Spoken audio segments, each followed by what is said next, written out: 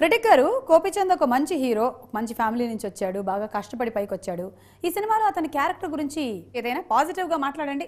ఈ సినిమాలో గోపీచంద్ కి చిన్నప్పుడు అదేదో పేరు పెట్టారు కానీ అతనికి వాళ్ళ నాన్న మీద ఉండేటువంటి అమితమైన ప్రేమతో వాళ్ళ నాన్న పేరు అదే రాంబాబు అన్న పేరుని అడాప్ట్ చేసుకుంటాడనమాట. అందుకే ఒకళ్ళనొకళ్ళు రాంబాబు రాంబాబు అని పిలుచుకుంటూ ఉంటారు. అదేం కష్టమో నాకు అర్థం కాలేదు. బావు అయితే ఈ అమ్మ నాన్న ఈ అబ్బాయిని ఏ పని చేయనివ్వరు. వీలైతే వాళ్ళిద్దరే వెళ్ళి ఆ పనులన్నీ చేస్తూ ఉంటారు, కావాలంటే లంచాలు కూడా ఇస్తూ ఉంటారు.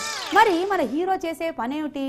3 పూట్ల వీలైనన్ని ప్రోటీన్స్ విటమిన్స్ తినేసి ఎప్పుడైనా అవసరమైనప్పుడు బండేసుకొని వెళ్ళి ఎవరితోనైనా తేడా వస్తే వాళ్ళని ఉతికి ఆరేసి రావటం.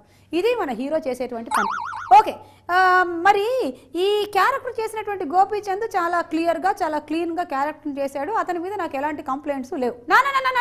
బావు కానీ ఈ క్యారెక్టర్ని డిజైన్ చేసిన డైరెక్టర్ గారిని నేను అడుగుతున్నాను, ఇప్పుడు ఈ క్యారెక్టర్ని ఐకాన్గా తీసుకుంటే ఏంటి పరిస్థితి? దీన్ని జనాలు యాక్సెప్ట్ చేయగలరా? అంటే ఏ పని పాటు లేని ఒక హీరోని క్యారెక్టర్ని జనాలు యాక్సెప్ట్ చేస్తారా అని నేను అడుగుతున్నాను. సరే, హీరో క్యారెక్టర్ని పక్కన పెట్టండి. హీరోయిన్ బావు ఆ అమ్మాయి దీక్షా సేట్ చూడడానికి చాలా అందంగానే ఉంది. అయితే ఆ అమ్మాయి అదేదో సెకండ్ షో సినిమాకి 3 టికెట్లు కావాలి అన్నట్టు 3 మర్డర్లు చేసుకొని రా అని చెప్పగానే ఆ అమ్మాయిని అమితంగా ప్రేమించేస్తున్నటువంటి గోపీచంద్ వెళ్ళి ఆ 3 మర్డర్లు చేసేసి వచ్చేస్తాడు. వాట్ ఈస్ హ్యాపెనింగ్ అని నేను అడుగుతున్నాను. ఏం మాట్లాడుతున్నాడు అమ్మాయిడు? ఏం మాట్లాడుతున్నాడు? అసలు ఆయనకి ఏం అవసరం అని ఉద్యోగం చేయడానికి? ఇప్పుడు నువ్వు ఉద్యోగం చేస్తున్నావా? ఈడు ఏదో ఉద్యోగం చేస్తున్నాడా? నేను పొద్దున్న లేచిన దగ్గర నుంచి దొంగతనాలు కానీ బయలుదేరుతున్నానా? ఎందుకంటే 1 కోటి విద్యలు చేయమన్నారు, కూటిని సంపాదించమని చెప్పారు, అందుకని చేస్తున్నావా? ఆ రాజాబాబుకు అవసరం లేదు.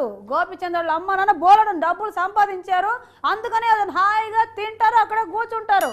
నీకేంటంటే అది కూడా తప్ప? వేసేమంటా ఇన్ని? నీకేం తెలుసయ్యా? నీకేం తెలుసు? వేరి ముద్ర పెద్ద మాట్లాడడానికి వచ్చాడు. ఏంద్రా ఎక్కువ తక్కువ మాట్లాడుతున్నావు? సార్, చదువు లేని వాడికి అంత పోసు ఉంటే చదివిన మీకెంత ఉండాలి సార్? Shut your mouth. అయ్యయ్యో, ఎలా కొట్టుకుంటున్నారు? చాలా రోజుల నుంచి సీరియల్స్ లోను సినిమాల్లోనూ చూసాను కానీ నిజంగా ఒక్క ఫైట్ కూడా చూడలేదు. ఇంకొంచెం కొట్టుకోండి. నువ్వు నేను కాలనీలో ఫ్రెండ్స్, ఇక్కడ కాదు. నేను యాంకరు, నువ్వు మాట్లాడడానికి వచ్చిన ఒక వ్యూవర్. చెప్పు. అబ్బా, గోపీచంద్ గారి గురించి చెప్పొద్దు. ఎంత హ్యాండ్సమ్ గా ఉన్నారో ఈ సినిమాలో. ఇది వరకు సినిమాల్లో కూడా బానే ఉన్నారు కానీ ఈ సినిమాలో మాత్రం చిన్న చిన్న టోపీలు వేసుకొని అప్పుడప్పుడు ఫ్రెంచ్ గడ్డం కూడా పెట్టుకున్నారు ఒక పాటలో. ఎంత అందంగా ఉన్నారో ఆ ఫారిన్ లొకేషన్స్ లో. నేను లొకేషనే చూడలేదు, ఆయన్నే చూస్తూ కూర్చున్నాను. ఇంకా కొట్టడం అంటారా, మనం చపాతీ చేసినట్టు మడత పెట్టేస్తారు. ఆయన మడత పెట్టేస్తారు.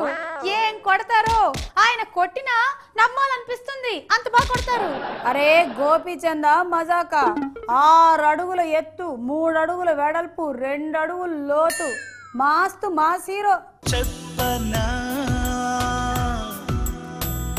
చెప్పనా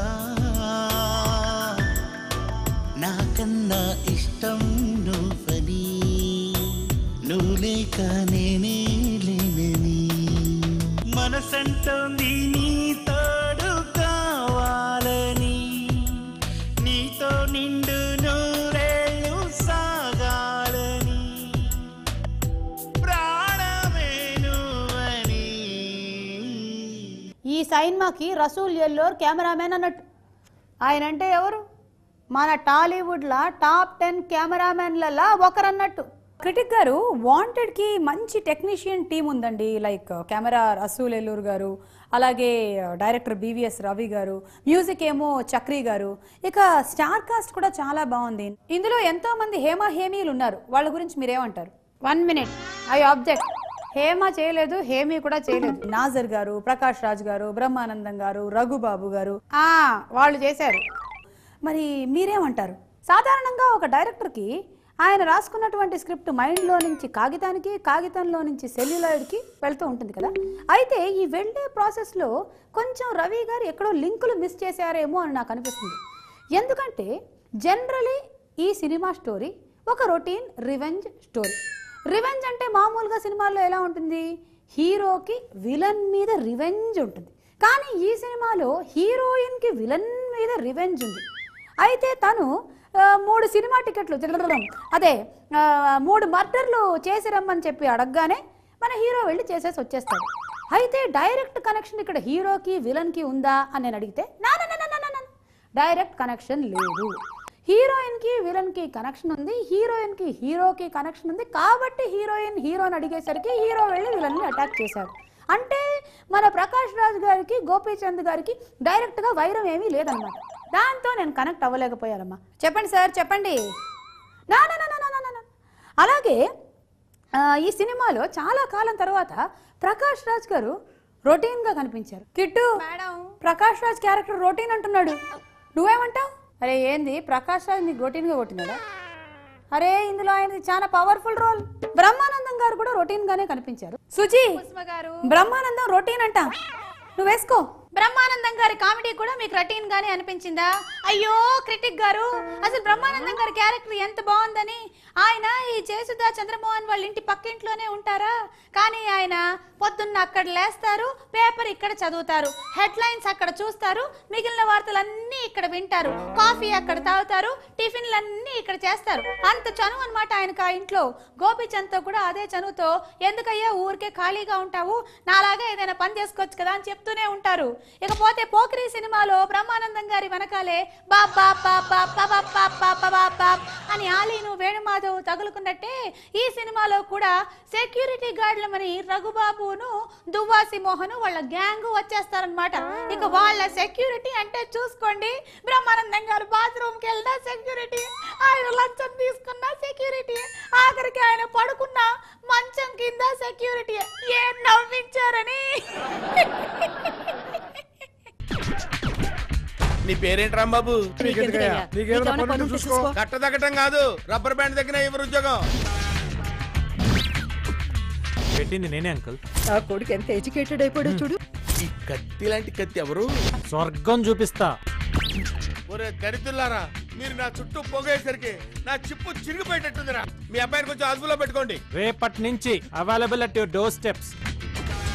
ఇక చక్రి గారి మ్యూజిక్ కూడా రొటీన్ గానే ఉంది. ఇంతకన్నా నన్ను ఇంకేం అడగద్దు. రంగన్న ఏందే చక్రి మ్యూజిక్ సో అంటున్నాడు, ఈ నేసి ఏందే చక్రి మ్యూజిక్ రొటీన్ గా ఉందా? నాకు కూడా రోజు ఫైటింగ్లు చేయడం రొటీన్, రెండేమంటావా? లేకపోతే ఏందయ్యా, ఎంత చక్కగా పాట ఉంది. ఏందది? 1/2 కిలో పొగరుమి 1/2 కిలో బలుపుని కలిపి గోపిచంద్ సృష్టించాడు బ్రహ్మదేవుడు. బ్రహ్మదేవుడు అంటే అదే సినిమాకి డైరెక్టరే కదా బొమ్మదేవుడు.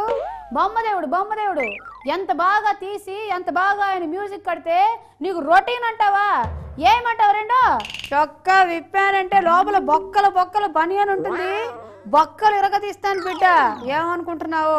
రంగన్న చొక్కా ఇప్పితే బొక్కలంట చెప్పు. అబ్బాయి కెమెరా ఆపో అన్న ఆపమను కెమెరా. రారా నువ్వా నేనా మీకు తేల్చుకున్నావు. బక్క నాయాలా? క్రిటిక్ గారు మీరు బక్కంట, అదేదో నాయాలని కూడా అంటున్నాడు. చూసుకోండి. నన్ను చూసి వీక్ అనుకుంటున్నావేమో, ఒక్క గుద్దానంటే వెళ్ళి మీ ఇంట్లో పడతావు.